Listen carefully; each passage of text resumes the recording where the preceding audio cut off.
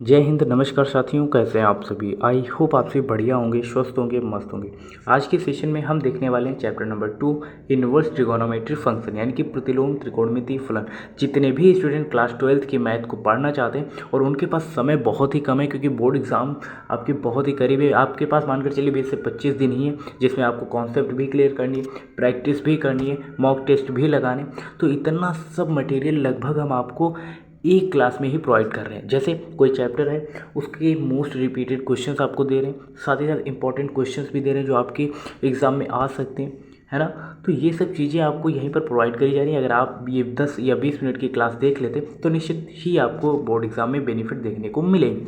ठीक है, तो इस क्लास को स्टार्ट करते हैं और सबसे पहले ये चैप्टर आपको पता है इनवर्स ट्रिगोनोमेट्री फंक्शन के बारे में हम लोग पढ़ने वाले हैं। ठीक है ना, आप ज़्यादा से ज़्यादा कोशिश करें हर टर्म्स को इंग्लिश में पढ़ने के लिए, क्योंकि बार बार मैं हर क्लास में बोलता हूँ अगर आपको ग्रेजुएशन पोस्ट ग्रेजुएशन मैथ से करनी है या फिर किसी भी सब्जेक्ट से करनी है, और अब तो ये हो गया कि CUT का एग्ज़ाम देखें तभी आपको यूनिवर्सिटी में एडमिशन मिलेगा, और यूनिवर्सिटी में अगर आपको एडमिशन मिल भी जाता है और इंग्लिश आपकी पुअर है तो वहाँ पर आपको काफ़ी प्रॉब्लम्स को फेस करना रहेगा।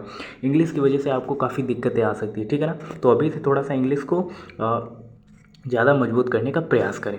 सबसे पहले यहाँ पर ये जो सारणी दी गई आप इसे समझने का प्रयास करें। इधर इन्वर्स ट्रिगोनोमेट्री फंक्शन दिए गए, ठीक है, ये साइड में, और ये उसका डोमेन दिया गया और इधर इसकी रेंज दी गई। कल की क्लास में हमने प्रांत यानी कि डोमेन, सह प्रांत यानी कि कोडोमेन एंड रेंज के बारे में डिटेल में पढ़ा था, जिसे हम परिसर बोलते हैं, रेंज, है ना। तो वो अगर आपने क्लास नहीं देखी वो देख लीजिए, वहाँ से आपको इसके बारे में डिटेल जानकारी हो जाएगी और उसके बाद ही आप ये वीडियो देखें ताकि आपको चीज़ें और भी आसानी तरीके से समझ में आए, है ना। तो ये ट्रिगोनोमेट्री फंक्शन दिए गए, इनकी डोमेन क्या होती है, जैसे साइन इनवर्स दिया गया, इसकी डोमेन क्या है -1 से 1, और रेंज की बात करेंगे तो -π/2 से π/2, ठीक है ना। कॉस इन्वर्स की बात करेंगे तो -1 से 1 तक ये तो डोमेन रहा, और रेंज की बात करेंगे तो 0 से पाई। सेम कॉस इन्वर्स का दिया गया है, आप देख सकते हैं, सेक इन्वर्स का भी दिया गया, ये आप नोट कर सकते हैं एंड पढ़ सकते हैं। टेन इन्वर्स की बात करेंगे एंड कॉट इन्वर्स की बात करेंगे, इसका जो डोमेन होता है वो रियल नंबर होता है, जो कि टेन इन्वर्स की रेंज की बात करेंगे तो -π/2 से π/2 होता है। ठीक है, कॉट इन्वर्स की बात करेंगे रेंज की तो 0 से π/2 नहीं होगा, 0 से पाई ही इसका राइट आंसर आ रहा होगा। ठीक है, इसकी रेंज जो होती है 0 से पाई होती है, ये आपको याद रखना है। आई होप ये सारणी आप सभी ने नोट कर ली होगी। ठीक है, अगर नहीं नोट करी तो स्क्रीनशॉट ले लीजिए, आपकी किताब में भी दी होगी तो वहाँ से आप नोट कर सकते हैं। इंपॉर्टेंट है इसलिए मैं बोल रहा हूँ क्योंकि यहाँ पे देखिए बोर्ड में भी क्वेश्चंस आपको देखने को मिलेंगे और यहाँ के जो क्वेश्चंस होंगे वो CUT में भी देखने को मिलेंगे। आपसे कभी कभी पूछ लेगा tan इनवर्स की रेंज क्या होती है, ठीक है ना। इसके बाद हम क्वेश्चंस को अटेम्प्ट करते हैं। जैसे यहाँ पर एक्सरसाइज के कुछ क्वेश्चंस दिए गए हैं, इनके आपको मुख्य मान ज्ञात करने हैं, ठीक है ना।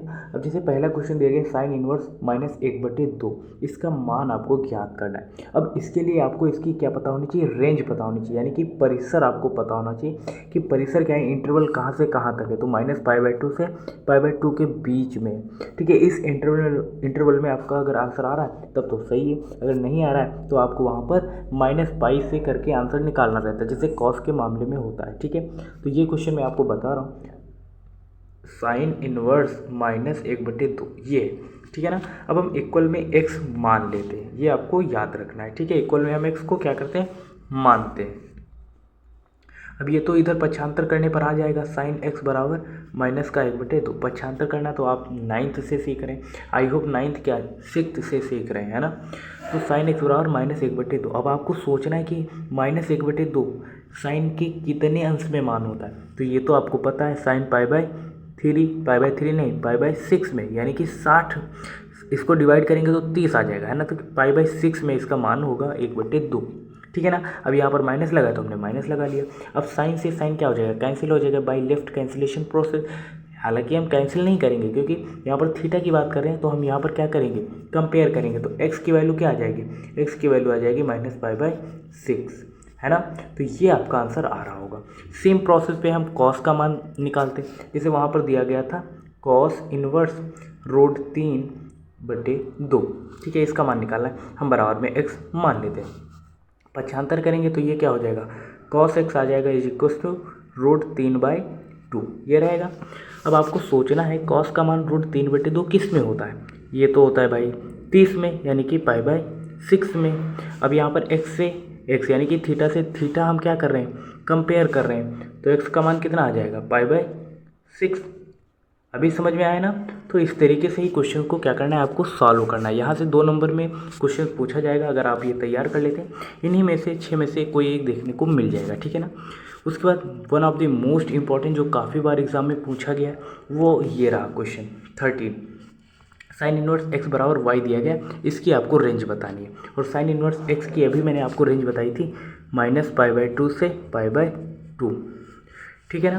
क्योंकि यहाँ पर कुछ चीज़ों का ध्यान रखना है। यहाँ पर y इक्वल भी रहेगा, अब ये इक्वल तो है नहीं, लेकिन π/2 से π/2 है वो तो ठीक है।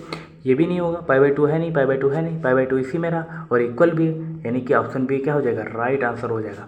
ये आपको याद रखना है। ये भी क्वेश्चन काफ़ी बार पूछा गया, आप इसे कर लीजिएगा सेम प्रोसेस पे। अब कुछ इंपॉर्टेंट फार्मूले हैं जो आपके एग्जाम में क्वेश्चन जैसे आया आप कर लेंगे आसानी से, जैसे tan inverse x plus tan inverse y, ठीक है ना। यहाँ पर x की जगह पर कुछ भी दिया रहेगा टर्म्स, यहाँ पर भी कुछ भी टर्म्स दिया रहेगा। उस तरीके से अगर आपको ये फार्मूला आ रहा होगा तो आप आसानी से कर लेंगे। तो ये फार्मूले जो इंपॉर्टेंट है अब हम वो देख रहे हैं, ठीक है ना। tan inverse x plus tan inverse y बराबर क्या होगा, tan इनवर्स ब्रैकेट में x plus y divide by 1 minus x y. X y जब एक से क्या होगा, छोटा होगा। सेकेंड है tan inverse x minus tan inverse y बराबर tan इनवर्स ब्रैकेट में x minus y divide by 1 plus x y, और एक्स वाई का मान क्या होगा, -1 से बड़ा होगा, ठीक है ना। उसके बाद जो क्वेश्चन दिया गया है वो देखते हैं। tan inverse x plus tan inverse y बराबर π/2, π/2 नहीं है, हालांकि ये pi plus tan inverse bracket में x plus y divide by 1 minus x y, और एक्स वाई का मान क्या होगा, 1 से बड़ा होगा। ये आपको याद रखना है, ठीक है ना। उसके बाद कुछ ये इंपॉर्टेंट फार्मूले आप इन्हें नोट कर सकते हैं, ठीक है ना। आप स्क्रीनशॉट ले लीजिएगा, आप नोट कर लीजिएगा, ठीक है ना। उसके बाद ये इंपॉर्टेंट क्वेश्चन है जो आपकी काफ़ी एग्जाम में पूछा गया है, आप इसे नोट कर सकते हैं, बाकी आप आसानी से कर लेंगे, ठीक है ना। आसान है, साइन को आपको कॉस में चेंज करना है, दोनों साइन को, उसके बाद फार्मूला लगा देना है, सॉल्व कर लेना है। देखो कितना आसानी से डेरिवेशन दिया गया है एक तरीके से, ठीक है। आप इसे नोट कर सकते हैं। काफ़ी बार पूछा गया इसलिए मैंने क्वेश्चन भी लगा रखे ताकि आप ज़्यादा से ज़्यादा क्वेश्चन को प्रैक्टिस में लाएं और बेहद प्रदर्शन कर सके बोर्ड एग्जाम में। ये भी क्वेश्चन काफ़ी बार पूछा गया, आसान है। tan इनवर्स वाला फार्मूला लग जाएगा, tan inverse x plus tan inverse y, इसको आप tan इनवर्स में इसका मान ज्ञात कर लीजिए और इसका मान भी tan इनवर्स में, ठीक है ना। तो ये भी एग्जाम्पल हो जाएगा आपसे। और लास्ट में यही कहना चाहूँगा, जिस हिसाब से हमारा सामाजिक और समाज बदल रहा है, सामाजिक व्यवहार या फिर समाज की जो प्रतिक्रियाएं आपको देखने को मिलती हैं आए दिन जो निंदनीय है, उस बेस पर मैंने कुछ पंक्तियाँ जो मुझे अच्छी लगी वो आपसे भी डिस्कस करता हूँ अक्सर वीडियो में, कि छोटों को प्यार दे, बड़ों को सम्मान दे और अपना व्यक्तित्व इस प्रकार विकसित करें कि महिलाएं आपके पास सुरक्षित महसूस करें। मिलते हैं इसी नेक्स्ट इन्फॉर्मेटिव वीडियो के साथ, तब तक के लिए जय हिंद, नमस्कार।